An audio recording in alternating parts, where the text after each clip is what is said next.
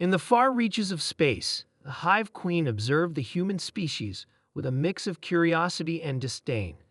To the hive mind of the alien collective, humanity was but another primitive race struggling to survive on a violent world. They had never truly understood why Earth had earned the name Deathworld, but it was clear to the Hive Queen that there was something unique about this planet and its inhabitants. Today, she would discover why. The Hive Queen, as the leader of a vast alien empire, had seen many worlds. Each planet had its own dangers, challenges, and life forms. But none were like Earth. From the moment her scouts had arrived, they had noted the planet's constant wars, unpredictable weather, and the creatures that lived there. Beasts so varied, so resilient, and yet so fragile. It was a world where survival was not guaranteed, and yet life thrived in ways that defied logic. She had heard the legends, of course, how humanity was labeled a Deathworld by other galactic species. They had even heard whispers from other civilizations about the humans' ability to fight, adapt, and thrive against impossible odds. But the Hive Queen had always believed these stories to be exaggerated. How could such a fragile species survive on a world so chaotic?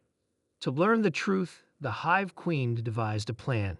She would infiltrate Earth, observe its inhabitants closely, and discover the source of their resilience. Using her advanced technology, she arrived on Earth, blending in with the shadows, hidden from the human eye. She landed on a desolate field, far from human settlements, her claws sinking into the earth. She studied the environment. Storm clouds swirling above, lightning crackling across the sky. The air was thick with the scent of rain and ozone. To the Hive Queen, this world was a cauldron of danger, constantly shifting and changing. It was a place where even the weather was hostile. She observed a group of humans in the distance, braving the storm. They moved with purpose, their bodies soaked but determined, their faces set with determination. She noted their strength, the way they fought through adversity, each step taking them closer to survival. It was as though the very act of living was a battle they had to fight daily. Curious, she followed them.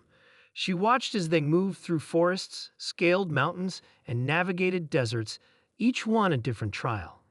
The Hive Queen had seen many species in her time, creatures that lived on worlds of peace, where food was abundant and danger was scarce. But these humans, these creatures of Earth, fought every day for their survival, and yet they did not falter. They adapted, evolved, and pushed forward. They didn't just survive, they thrived. As the Hive Queen watched, she began to understand. The key to Earth's survival, the reason it was called a death world, was not the planet's dangers, but the humans' response to them. Earth was a world where life fought tooth and nail for every inch of existence. The creatures here had learned to adapt, to evolve, and to overcome. The storms that ravaged the land, the predators that lurked in the shadows, the diseases that wiped out whole civilizations, none of it mattered. Humanity had learned to fight back. But there was more. The Hive Queen observed the humans in their social structures. They were not solitary beings like many other species. They thrived in groups, in communities. The power of cooperation and unity was something she had not fully understood until now. They came together to face the challenges of their world, sharing resources, protecting each other, and advancing together. In many ways, their greatest strength was not their individual prowess, but their ability to work as one. She watched as a group of humans came across a wounded comrade. Without hesitation, they worked together, using their tools and knowledge to save him. They didn't abandon each other. They didn't turn on one another. Instead, they fought to save their own, no matter the cost. This was a world where survival depended on the strength of the collective. The Hive Queen had seen similar behavior in her own species, but never to this degree. In her hive, cooperation was a necessity, but it was always driven by instinct. The humans, however, fought not just for survival, but for each other.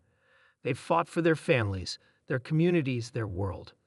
It was this unity, this bond, that gave them strength. As the days passed, the Hive Queen's respect for humanity grew. She saw the ingenuity with which they adapted to their environment, how they learned to use fire, tools, and technology to bend the world to their will. She saw the ways they'd fought wars, not only with weapons, but with ideas, philosophy, and culture. It was as though the very act of living had become an art form, something they did with passion, determination, and purpose. Then, one day, the Hive Queen encountered a human unlike the others she had seen before. This human was alone, standing at the edge of a cliff, gazing out at the vast expanse of the planet. She could feel the weight of the world on this person's shoulders. He had been through trials, loss, and hardship. Yet there was no despair in his eyes, no defeat. Instead, there was hope. The human turned, sensing the presence of the Hive Queen. He didn't flinch, didn't run. Instead, he met her gaze with a steady, unwavering resolve. The Hive Queen was taken aback. This was not a creature that feared death. This was a creature that welcomed it as part of the struggle. He had learned that life was a fight, and that every fight brought the possibility of victory. In that moment, the Hive Queen understood. The true reason why Earth was called a Deathworld was not because of its dangers, its storms, or its predators. It was called a Deathworld because its inhabitants had learned to embrace death as part of the cycle of life. They did not shy away from it. They faced it head-on, and in doing so, they had become stronger, more resilient, and more united than any species she had ever encountered. The Hive Queen returned to her ship, her mind buzzing with new knowledge. She now understood why humanity was called a death world. It wasn't just the planet's dangers. It was the humans' response to those dangers.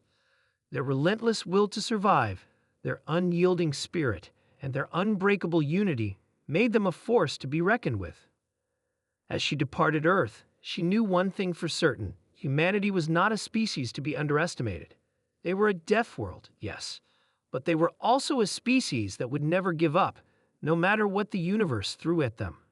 And that was why, in the end, it would always prevail.